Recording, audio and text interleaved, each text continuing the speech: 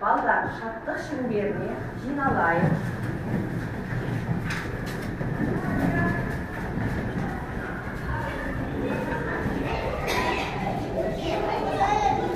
Şartlық шеңберіне жиналайық. Шарттық шеңберіне тұрып, достарымызбен қол алысайық. Балдар осындай жақсы көңіл күймен бір-біріміздің жылылығымызды сезініп, бір-бірімізге күлкімізді сыйлайық, бір-бірімізге күлкімізді сыйлайық.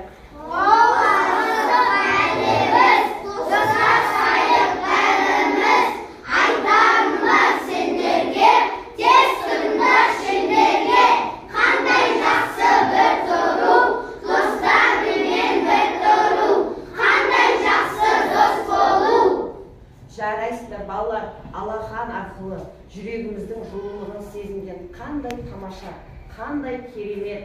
Балалар, әрбір сабағымызды осындай жылулықпен, бір-бірімізге жақсы тілек айтумен бастайық, үйренейік. Жарай ма балалар?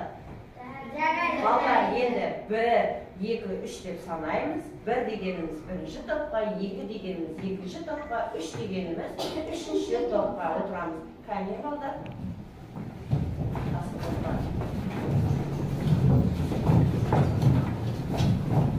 Балалар, мен сендерді 3 топқа бөлдім. Тапқыр тобы, алғыр тобы деп сендерді 3 топқа бөлдім.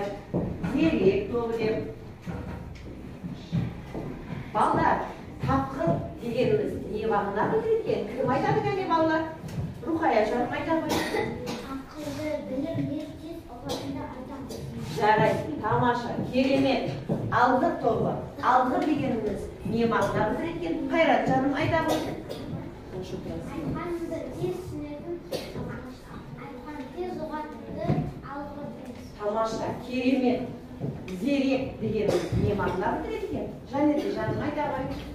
Зерек дегеніміз ағылды, көтерілсін алады деген мағыналы білдіреді. Жарайсыңдар балалар, керемет.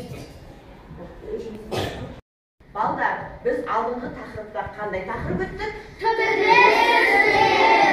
Дұрыс, түбірлес сөздер өттік. Балдар, үй жұмысына сендердің барлықтарың жақсы дайындалып келді деген ойдамын. Балдар, кәне, бірінші топ сөздің бөлінбейтін бөлігін не деп аталады? Айта ғой жаным Мира. Жарайсың, түбір деп аталады екен. Екінші, қосымша дегеніміз не екен? Айта ғой жаным. Түбірге салған сөз бөлігі. Жарайсыңдар, тамаша, керемет. Тапқыр тобы, түбірлес сөздер дегеніміз не екен? Рухая жаным айта ғой. Түбірлес сөздер түбірден тараған сөздерді түбірлес сөздер деп атаймыз. Жарайсыңдар, балдар, керемет. Кәне, тапқыр тобы, алғыр тобын бағалайықшы кәне, бағдаршам арқылы. Жарайсыңдар, керемет. Алғыр тобы, зерек тобын бағалайық. Тамаша, керемет. Зерек тобы, тапқыр тобын бағалайық. Жарайсыңдар, керемет. Мысал келтірейік. Оқу неге? Оқу қосымша. Оқу қосымша. Оқу қосымша. Балалар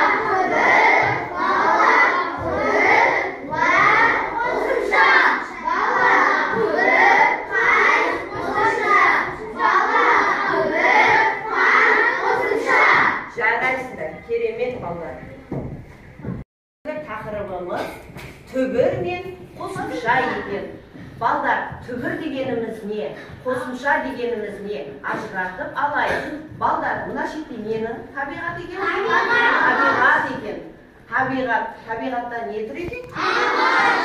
Ағаш тұр екен. Ағаштың несі бар екен? Тамыры бар екен. Егер сол тамыр болмаса ағаш не істейді екен? Сол секілді сөздің де түбірі болмаса, сөздің мағынасы болмайды екен. Сол секілді ағаштың да тамыры несі екен? Түбірі екен. Жарайсыңдар балалар. Түбір мен қосымшаны өттік, ә? Түбір мен қосымша тақырыбын өттік. 88-ші беттегі 33-ші жаттығуға қараймыз. Мәтіннің аты не екен? 1 минут. Балдар, 1 минутты топ-топ болып оқимыз. Кәне, тапқыр топ оқимыз бірінші. Отбасында бәрін ес уақытында көріп қалғанды жақсы көретінге талғат қана үнемі кешіре беретін. Талғат кем тамақты ішпеп шақыратын шешесі. Жарайсың. Bir minuttan кейін барамын деп талғат кітабын оқи беретін. Бұл оның әдеттегі жауабы еді. Ылғи осылай дейтін. Жарайсың. Мектепте шаңғы жарысы өтті. Талғат шаңғыны жақсы тебетін, бірақ ол жеңімпаз болғаны жоқ. Оның жолдасы 1 минутқа озып келді. Талғат екінші орын алып, үйге көңілсіз болып қайтты. Талғат біраз ойланып, 1 минуттың адам өміріндегі маңызы енді ғана түсінгендей болды. Жарайсыңдар балдар. Мәтін не туралы екен балдар? 1 минут. 1 минут. 1 минут. Талғат қадірін түсініпті ме? Түсініпті. Ол алдын қалай түсініпті? 1 минуттың қадірін. Қайрат, айтады жан? Жолдасы 1 минут озып кеткен үшін 1 минуттың қадірін түсінді. Жарайсың, дұрыс. Алдын балдар не үшін түсінбепті? Кімге 1 минут деп айтыпты Талғат? Анасына. Досының арқасында 1 минуттың мағынасын түсініпті. Жарайсыңдар, тамаша балдар, мен сендерге баспармақ арқылы керемет жарайсыңдар деген бал қойдым.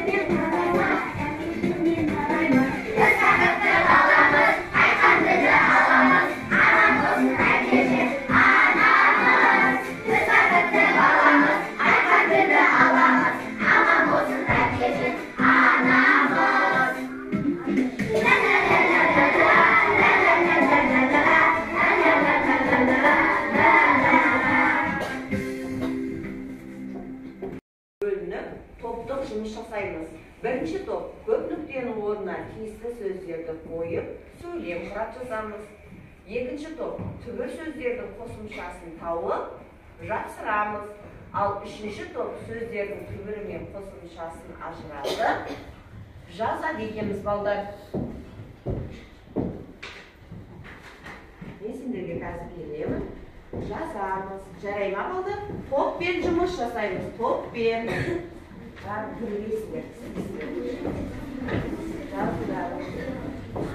Қазір топ болып істейміз бәрін. Қазір топ болып жұмыс жасаймыз балдарым. Бәрін бірге қосып істейміз. Қазір балдарым. Қазір топ болып істейміз. Бір бастардан болу.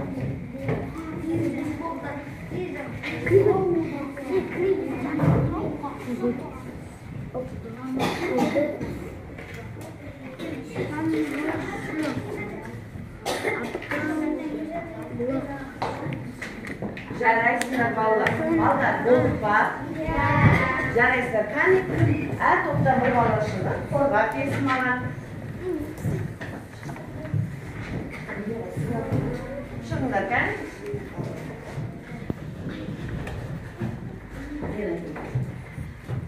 Жанерке, жаным айта ғой. Көп сөйлемнің орнына тиісті сөздерді қойып, сөйлем құрап жаздық. Уақыт жылжиды, сағат жүреді, уақыт тез өтеді. Тамаша, керемет. Қайрат жаным. Түбір сөздердің қосымшасын тауып жабыстыру. Маңдай, қаттан адалдық. Жарайсың, тамаша, керемет. Рухая жаңа түбірдің қосымшасын ажыратып жаздық. Шаңғы, түбір, шы, қосымша, аттар, түбір, лық, қосымша, күн, түбір, қосымша. Жарайсың, керемет, тамаша. Отырыңдар. Қане балалар, барымыз бір-бірімізді бағалайық. Тапқыр тобы. Жапондық әдіс арқылы бағалаймыз. Алғыр тобын. Жарайсыздар, керемет. Енді алғыр тобы, зерек тобын бағалаймыз. Зерек тобы, тапқыр тобын бағалаймыз. Жарайсыздар балалар, керемет. Енді біз балдар жұптық жұмыс жасаймыз. Жұптық жұмысты мен түсіндіріп берейін. Балдар, бұл жерде не істейді екенбіз? Түбір сөздерді қосымшалармен не істейміз? Сәйкестендіреміз. Кәдімесіндерге таратамыз.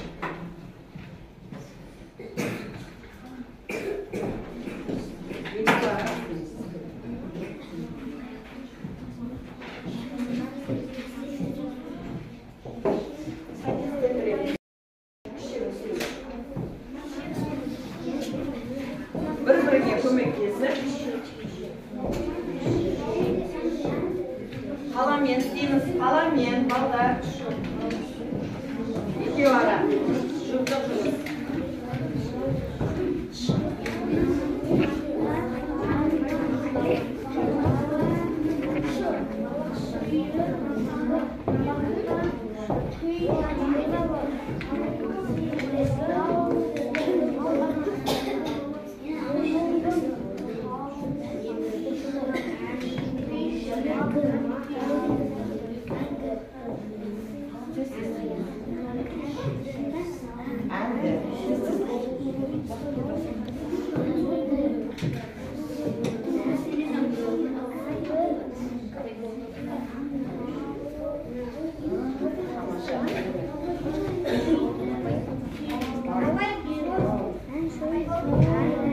Жарайсыздар балдар. Болдыңдар ма балдар?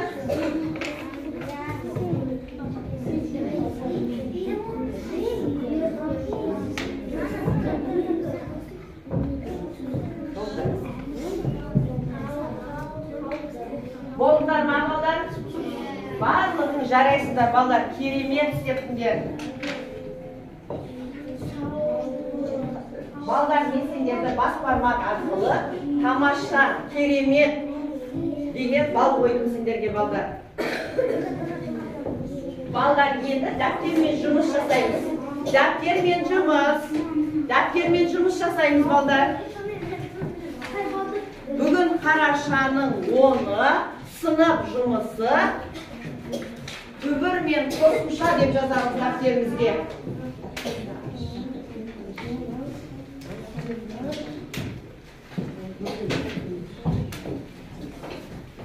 Бүгін қарашаның 10-ы сынып жұмысы, екі жол тастаймыз. Қарашаның 10-ы сынып жұмысы түбір мен қосымша деп жазамыз. Балдар, қазір 35-ші жаттығуды орындаймыз. Балдар, не істейді екенбіз 35-ші жаттығуда? Мақалды дұрыстап жаз деген, қарамен берген сөздерді не істейміз? Қаламен емес, дәптерге 35-ші жаттығу деп мақалды қатесін дұрыстап жазамыз. Сосын түбір сөздің астын сызамыз, жазыңдар. Мақалды көшіреміз.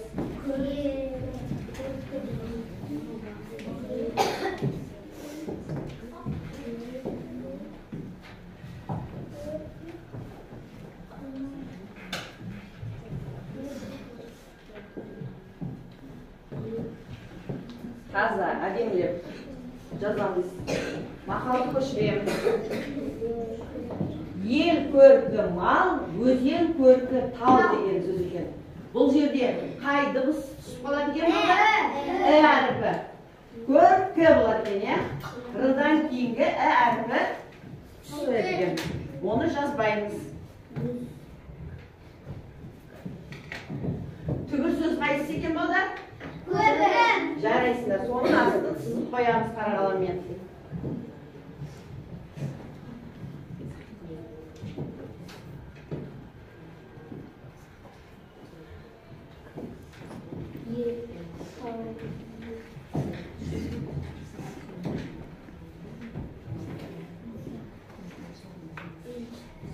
әдемілеп соответствие жазамыз.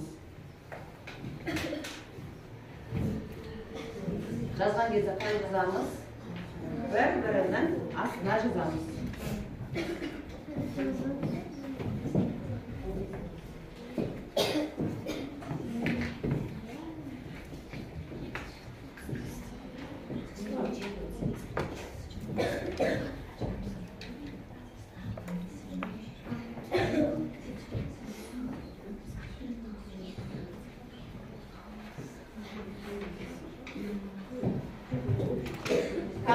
Жәнеке қалай жаздық қан? Оқып берші 35 шақты burada.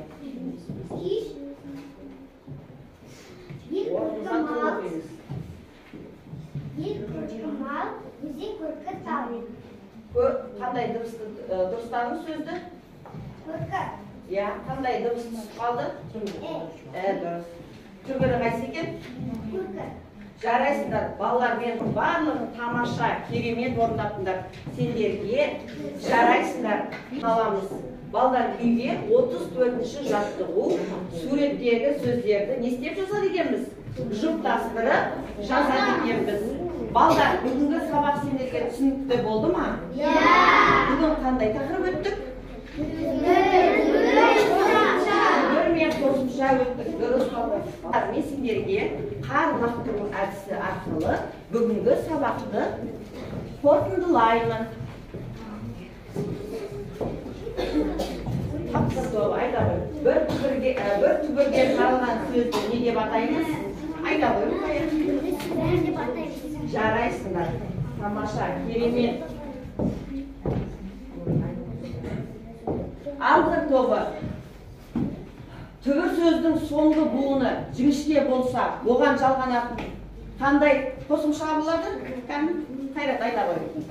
Түбір сөздің соңғы буыны жіңішке болса, қосымша жіңішке болады.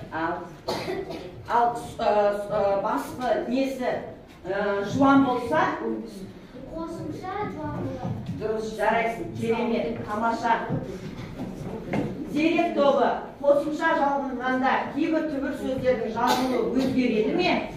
Иә, дұрыс, өзгереді. Оған мысал келтіріңдерші.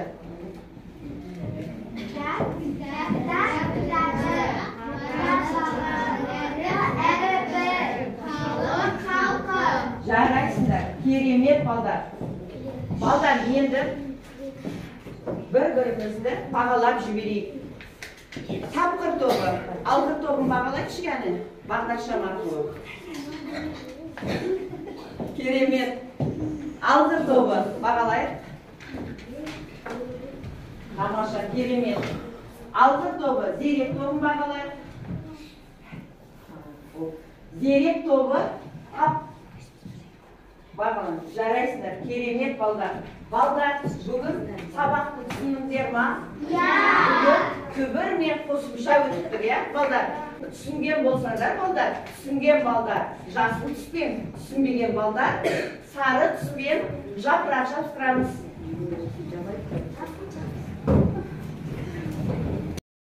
Бүгінгі сабақ сендерге түсінікті болды ма? Бүгін қандай тақырып өттік? Жарайсыңдар, түбір мен қосымша өттік. Балдар, бүгінгі сабақ маған қатты ұнады.